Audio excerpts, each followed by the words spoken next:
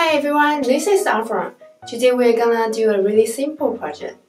But before that, I wanna ask you guys a question. You prefer me speak in Mandarin or English in videos?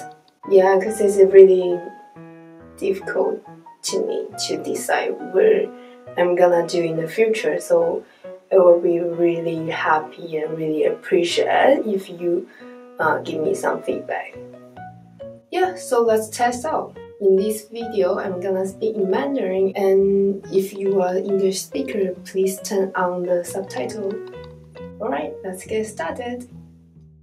大家一定有买过塑胶网状包装的东西，像米粉啊、蒜头啊，还有姜。那囤积这么多网子要干嘛呢？丢掉又很浪费。现在我就来教大家3秒钟。3秒可能太夸张，5秒好了。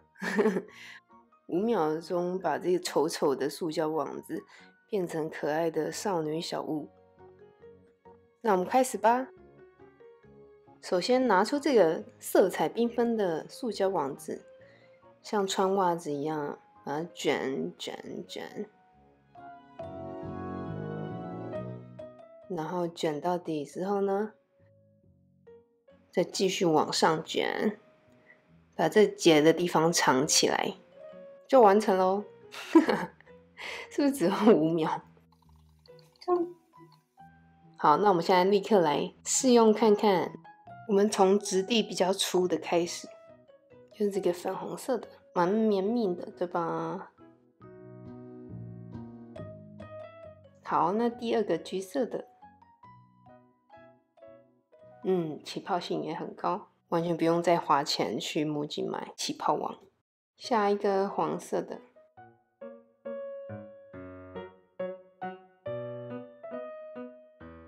也很容易起泡，但是呢，其实老实说，这3个在手上搓的触感还是刺刺的。最后一个是绿色的，这个本来是排水孔滤网，嘿，这个质地是最细的，这很适合拿来洗脸，因为在手上搓都不会有刺痛感。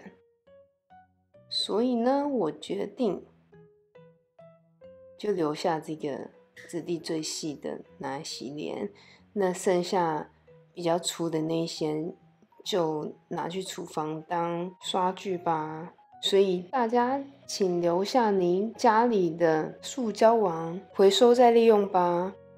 好啦，那今天的小手工就到这里，是非常简单呢。那记得私讯或留言给我，知道在以后的影片里，你比较喜欢看我说中文还是说英文。谢谢大家，我会继续努力，下次见，拜拜。